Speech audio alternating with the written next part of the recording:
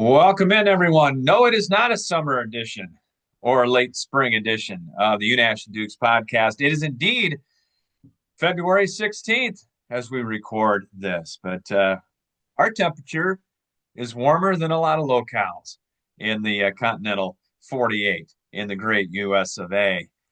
Newest winner in the women's monobob gold medal, by the way, a gold and a bronze. I keep finding I keep finding Olympic events that I love, Mark. Monobob is now right up there.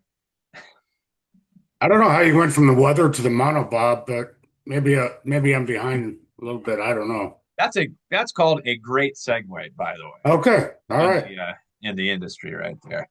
It is the Unash Dukes podcast here on our YouTube page. Go and check us out. Check out our old episodes if you'd like. They are all right there, ready to go for you there, or at crmlivesports.com. We're presented, as always, by Emel's Hideaway, First Avenue Southeast in Cedar Rapids, right across from the Lindale Mall, next to Home Depot. Open at 4 o'clock. How was it Friday? Say hi to everybody.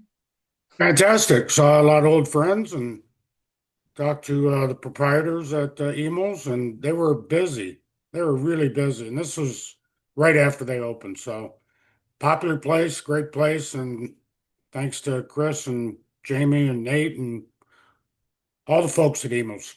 Yeah, they do such a great job and a great job for us. And they are the presenting sponsor. Also, our other sponsors, great people as well. Hunt Graphic Innovations, Bim Ritter Sportswear in downtown Cedar Rapids, Dr. John Woolner at Epiphany Dermatology on Council Street Northeast in Cedar Rapids, and Kurt Gustafson Agency of American Family Insurance. Kurt located on Johnson Avenue Northwest, right across from the Johnson Avenue High V. And lots to get to on the program.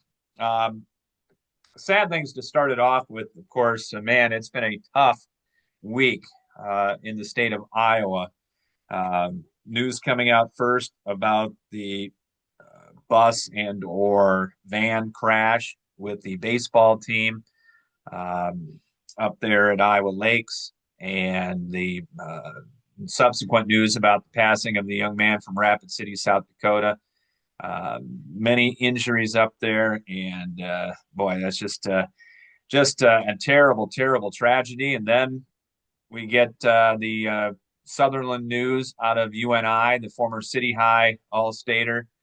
Not only a great football player, great student, member of City High baseball, national or 4A state championship team, and his passing up at UNI. Man alive, it's just two kids that left us way, way, way, way too early, Mark. Yeah, unfortunately, it's really relatable. If you've been on an athletic team and been in a van or vehicle or whatever, your son, daughter, same thing. It kind of hits home, and it certainly hits home with Parker Sutherland. And I have a grandson who was a senior the same year Parker Sutherland was a senior at City High last year.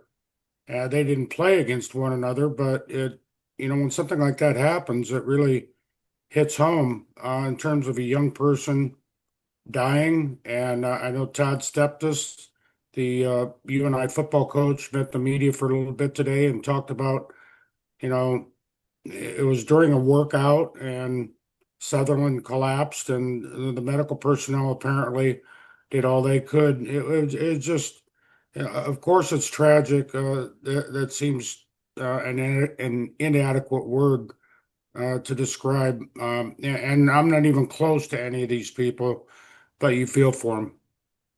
You do, and we were at that. Parker Sutherland caught. I can't remember, it was a 2 point play or a touchdown at Kingston last year against Kennedy.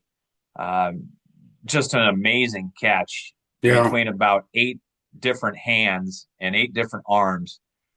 He came down with it, and I remember that the first thing he did was say, that was for you, Grandma, as he turned, and the television cameras caught that. So always had that memory. But yeah, just an absolute terrible, terrible situation, and not only because he's a great football player and athlete, but just from what you've read from the City High folks, just really good kid. Yeah. So, our thoughts go out to everybody associated with that. And then just a little bit ago, Mark, Robert Duvall passing away at the age of 95, one of the great actors. We lost Harry Hogue, the great crew chief from Days of Thunder, portrayed by Robert Duvall so beautifully and eloquently. Not only that, but it was also in The Natural. He played a sports writer in The Natural, if you recall that, and was the original Frank Burns in the movie MASH way back in the day. But there weren't a whole lot better than Robert Duvall out there. No, I think before he died, he was the winningest Academy Award actor, and you can go right down the list of his credits, and he was tremendous. I'm not sure what sports related tie we can make to it, but certainly if you've ever seen a movie or seen anything that Robert Duvall was involved in, he was extremely talented. Apocalypse Now, The Godfather, just on and on and on. May have to watch Days of Thunder now later on or sometime this week when I got a moment and hear him utter they're a perfectly matched set of tires, Cole. uh, if you know, you know. Hmm. That's an overused statement, but if you know, you know, as Harry Hogue in that particular movie. We move on to bigger, much happier things from that, and go to basketball. A lot of things to talk about, Mark. First of all, earlier today, I did not get a chance to see it. You did. The Iowa women in a President's Day matinee at the Devaney Center in Lincoln, or no, back at the other arena, not at the Devaney Center where they have wrestling. That's the old spot, but the new arena. I went over to Lincoln and took it to the Huskers pretty well. Ended up a 13-point game, but Iowa had a 20-point plus lead throughout that ball game, and obviously things went well for the Hawkeyes today. Yeah, as you said, the final score was very deceiving. 13-point victory, and it was 27 at one time. And Iowa just took control from the beginning and didn't let up. Nebraska got within 11 in the third quarter and seemed to be getting some momentum. But then Iowa reeled off a bunch of points in a row, and it wasn't a contest after that. Ava Hayden was terrific. Um, Taylor Strumlow was terrific, and Chit Chat Red, I think, is the glue of this team.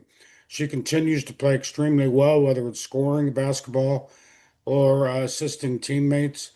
It was a very, very solid win, and Nebraska really needed to get back on track. It's a team that was 16-9 going in, kind of, trying to get back in the race for an NCAA berth.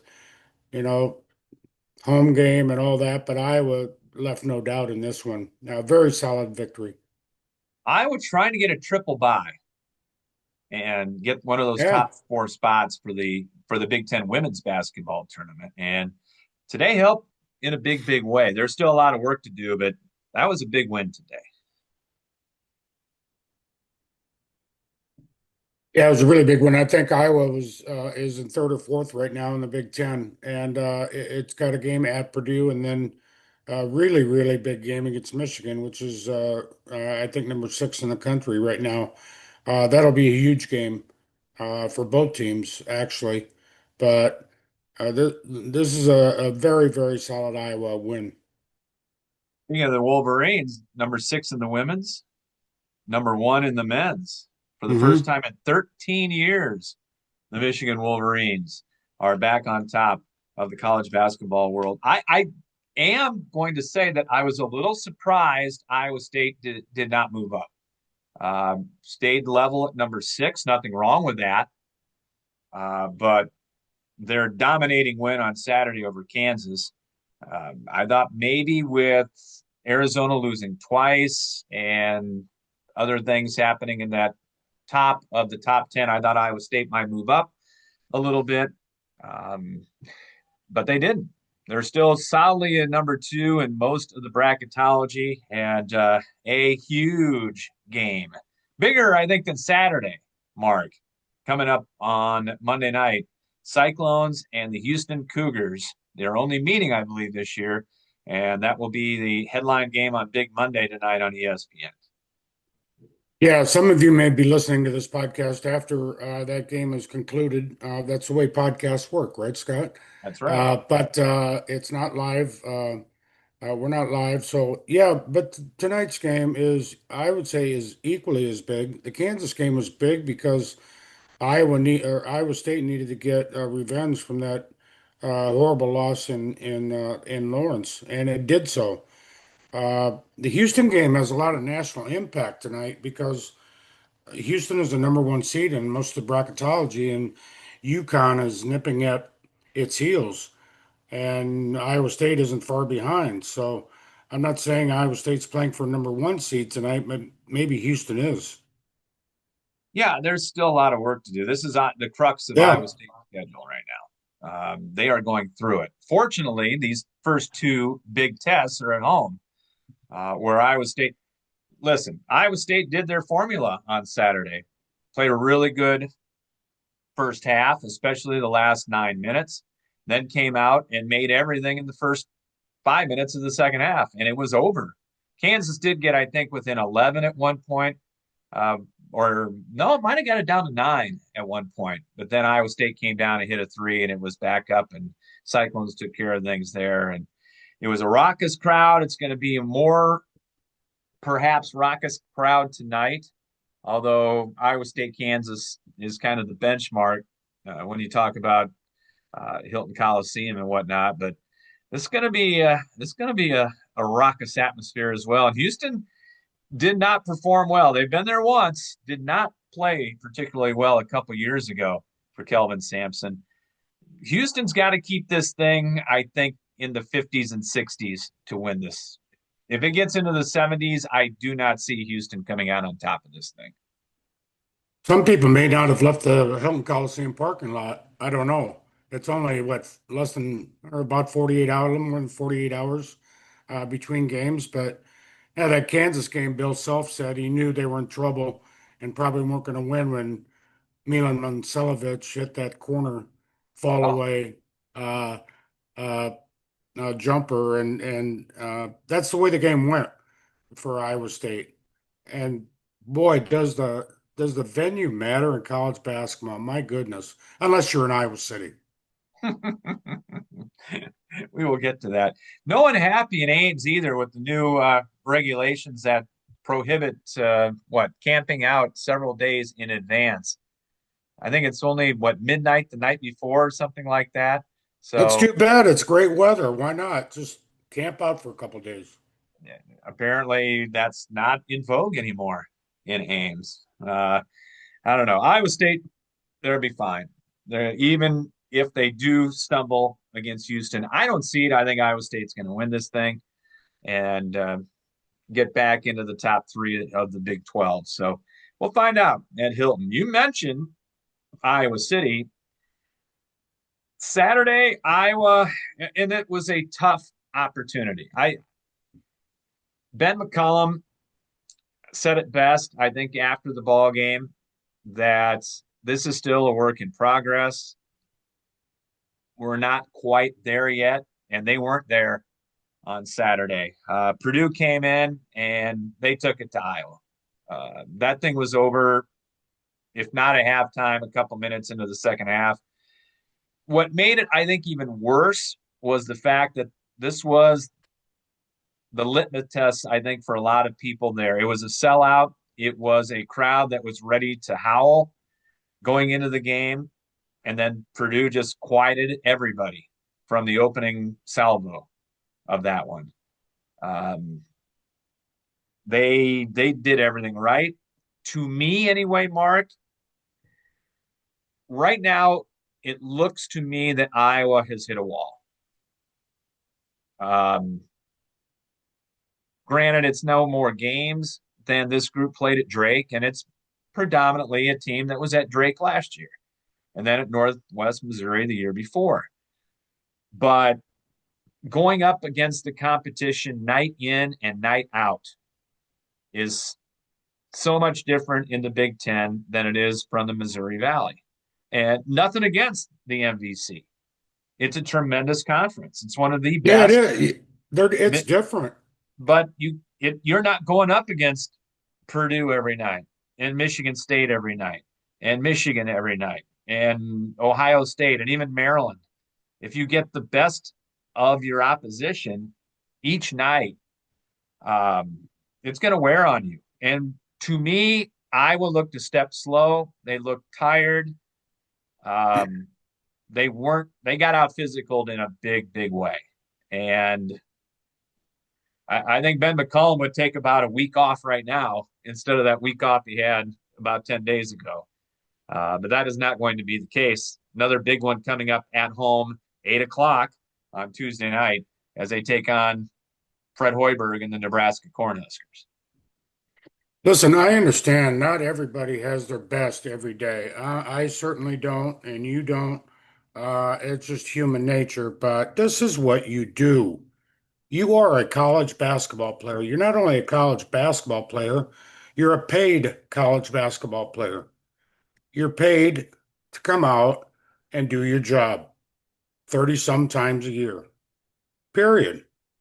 And whether it's Iowa or anybody else, I just don't understand how you cannot be ready to go almost every single outing. Um, this is a missed opportunity from a fan standpoint. I don't know how soon they left in the second half. You were there, right? Yep. The, Um, the place I'm sure. started emptying out after the first TV timeout of the second half.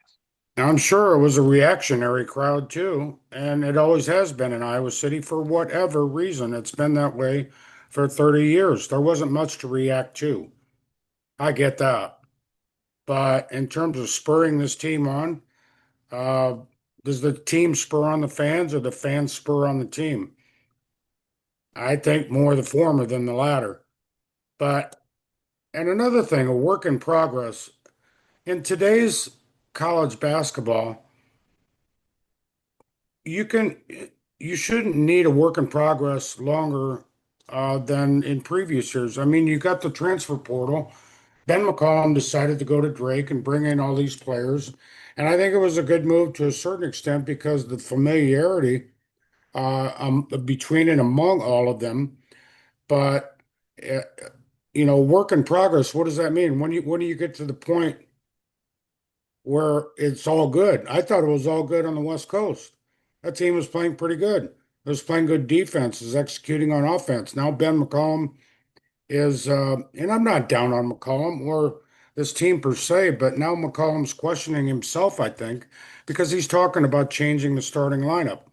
And I've talked about starting lineups in the past. I think they're overrated. But McCollum is saying, I might want to put my best defensive team on the floor to start the game and sacrifice from offense. That's what this Iowa team is. You put your best defensive team on the floor and you're going to sacrifice offense and vice versa. Right now, it's the wheels are off the track a little bit here, and I don't know if Iowa can put them back on with enough time. I think this team is in a precarious situation right now. You got to find 2 or 3 more wins if you're Iowa. Um, and it's not going to be easy because Nebraska's not very happy right now because they're not on a real good streak. And they will be coming in. It's going to be, I don't think it's going to be a very pleasant homecoming for Price Sanford. I think he knows that. I think he's expecting that. I don't know what the crowd's going to be. First of all, you had, as you mentioned, a lot of people ripping and raring to go on Saturday. Um, and then grumbling going up the stairs at Carver Hawkeye Arena that, okay, it's back to Iowa basketball. You're going to have that group. You're going to have that part of it. And that's what Iowa basketball and Ben McCollum is trying to overcome. Um, it's also an 8 o'clock game tomorrow night, which is going to keep a lot of people away because it's a late start. You're not going to get home, depending on where you live, until 11 or midnight. Uh, I'll be interested to see what the crowd is. I will not be there. on Tuesday night. It is a high school basketball night. I will be at a game.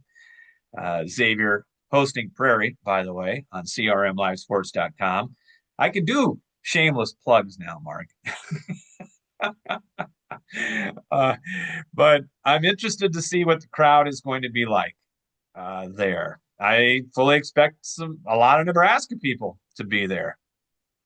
They have really traveled well for this basketball team. So that's a big one You tomorrow think night, suddenly, for the Hawks. do you think it matters what time the game is in East Lansing or at Cameron Indoor or even Nope, Hilton Coliseum? It doesn't matter. but it does in Iowa City. Number one, those teams are good, and that has a lot to do with it. But those places, they could play at midnight, and those people wouldn't care. For some reason, it matters to people that want to go to Carver Hawkeye Arena. And you've got a good excuse, a real good one. I do. It does, though. And that's what Ben McCollum in his introductory speech said they had to overcome. Watching him walk out, he looked around. I think he was so satisfied with most every seat being full, all of them being sold anyway. And it was mainly Hawkeye fans. There were a few Purdue people there, but for the most part, it was 98.6% Hawkeye fans there on Saturday. And by the time, you know, the under 8 timeout came, it was half empty at Carver Hawkeye. And I don't know. That was a tough one to take. That was a bad spot to have perhaps your worst game this year. For the Even reasons we're talking about, it might not have mattered if Iowa had won that game. They might have got 11,000 for the Nebraska game tomorrow night because of the time. If you're in a Iowa basketball game, why should you care what time it starts? Well, I got to get up and go to work. I got kids got to go to school. Well, okay. They work and go to school in other places in the country too. You know, I think I don't know if Carver Hawkeye is ever going to be sold out on a regular basis, like for the men's games, like it is for the women's. I just don't know. Uh, a team that is ranked in the top 10 in the country would help immensely. I think the reactionary crowd would be back. The diehards are always going to be there, but those fringe fans that may go occasionally and may go even more regularly when the team wins. I think the success of the team has a lot to do with it at Carver Hawkeye Arena. you're very right. You're very right. And this is still a team that is fun to watch. It's still a team that has a lot to play for. I mean, the season is not done at this point, but they need something good to happen. This and it's a long season. Every team goes through a little bit of a down spiral, and perhaps this is Iowa's down spiral right now. But man, Purdue, when Fletcher Lawyer is hitting outside shots, this Purdue team is really hard to beat.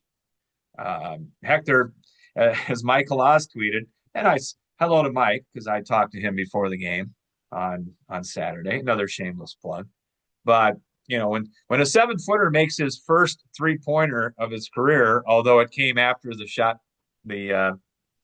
shot clock buzzer went off after they looked at it, it might not be your day, and it wasn't. Purdue played really, really well, and if Purdue plays like that, Purdue can make a lot of noise in Chicago and in the NCAA tournament. No, it's a really good team, no question about it. But the disappointment is that you were encouraged when Iowa went to West Lafayette and it was a tie game with 5 minutes left. Iowa played very well at Purdue. For some reason, it laid an egg in Iowa City. And the fact that Purdue's good is the reason Iowa's net barely budged. I think Iowa's still 27 in the net right now, which is really good. But if these wins pile up, that net's going to go down. Very true. Very, very true. Iowa, Nebraska, Iowa State, Houston, big games coming up for different reasons, but big games coming up nonetheless. It is the Unash Dukes podcast presented by Emil's Hideaway, First Avenue Southeast, Cedar Rapids, across from the Lindale Mall next to the Home Depot. And a couple national things to get to here, Mark. Uh, and one, I guess, international, if you will. A lot of chatter in the golf world, and it wasn't due to the fact that Colin Morikawa won the AT&T Pebble Beach National Pro Am on Sunday for his first win in over 2 years. Great win by Morikawa. The talk was coming out of the Live Tour, and I would ask you, Mark, is this the most talk and publicity that the Live Tour has ever produced? When Anthony Kim won for the first time, I believe in 16 years. His last win was the 2010 Houston Open on the PGA Tour. Some people, I think, probably in the moment, dubbing this, the greatest comeback in golf history, as Anthony Kim won the Adelaide Live tournament down in Australia, which is arguably the biggest event on the Live Tour. But congratulations to Anthony Kim. If you don't know the background story, this kid was he was billed as the next great one after Tiger. He had everything. Great game, great looks, and he was winning things. And then he stopped winning things. And then he had all kinds of problems off the golf course, all kinds of problems with his game. He basically quit golf, came back, got his life together, went on the Live Tour, and now he's won. I think it's a great story, Mark. I think it's a great story. I don't think it's the greatest golf comeback of all time, but everyone's entitled to their opinion. Well, it's a wonderful personal story in my mind for a guy to beat his demons, that being substance abuse, which affected his golf game, and to come back and not just win any tournament, but he was way behind John Rahm and Bryson DeChambeau, two of the best players in the world, and ran them down and beat them on Sunday. It's a great redemption story. He went a decade without even playing, I think, but he's got his life together, his family's together, and his golf game has come back together. It is a great comeback story, but just look up Ben Hogan and what he did and see if that Anthony Kim even compares remotely to what Ben Hogan did after his car crash. Yeah, won 4 majors after a head-on car crash in Texas.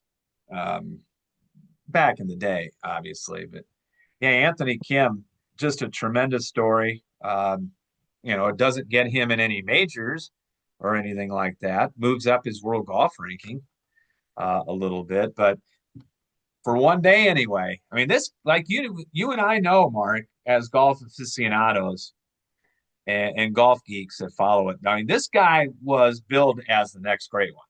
Yeah. And maybe the pressure, and I think the pressure did get to him at a certain extent. But I'm glad to see him getting his life together and winning again. That's really, really good to see. It's a great story. That's the most important thing. And yeah, I can't remember another live event that got this much attention, other than the first one out of the gate. This did a lot to bring attention to live golf. Got talked about on the Golf Channel today. They Yeah. don't mention live golf in a very No, positive they way don't. very often, No. but they did this week.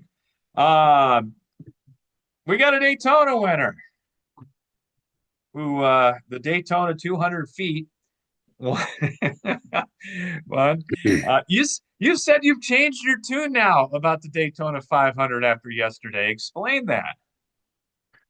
Well, I said you and I were at odds about restrictor plate racing, and we talked Friday that my personal opinion, I really liked it because it came down. It was dramatic at the end. despite all the crashes. I'd like that a whole lot more than super speedway when there's 12 guys on the lead lap and you already know who's going to win with 50 laps to go. So at the time on Friday, I was all in on restrictor plate racing, but not anymore. This was a complete bore to me. And I have to admit, I didn't watch it from beginning to end, but when I did watch it, it was boring. And I knew what was going to happen at the end. There was going to be multiple wrecks towards the end in the last 10 laps. I mean, come on, 25 of the 41 drivers led a lap. What kind of a race is that? Do you see that at Michigan? No, you don't see that. 25 of the 41 guys led a lap. Whoopee. And then Tyler Reddick, and Michael Jordan's getting more attention than Tyler Reddick is in this whole thing for whatever reason. Michael Jordan has never turned a wrench or sat in a seat, but he gave 30, $40 million to form this team with Denny Hamlin. And that's all well and good. But I mean, Tyler Reddick comes out of the blue, the only lap he led all race, and bumped Holseaver out, bumped him a couple times in the down the home stretch, and there he goes. He's a win, and they pile up behind him, and yay, he's a winner. So I don't think Daytona is what it used to be. Uh, Not much is, No, not but much is. I've softened my stance on restrictor plate racing, at least for a day. It is it is what it is. And people are saying one of the greatest Daytona 500s ever. You're right. You basically try to ride around for 180 laps, get yourself in a position, and then it's 515 on the S curve at 380 for 20 laps.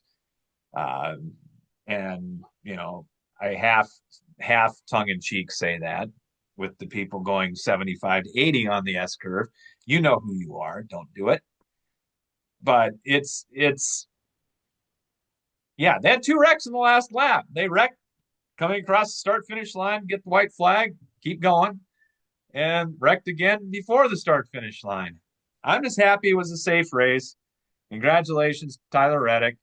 Um, he came through unscathed. They all wrecked around him and behind him, and he was the one that got through. And to me, I'm yeah, I don't think it's racing, but people like it. So No, it was an exciting finish for different reasons. I mean, for most of the race, it was more like watching three cars in a roundabout down on New Bohemia going around and around and around. Every now and then one will pull off and the other go ahead. It was just, yeah.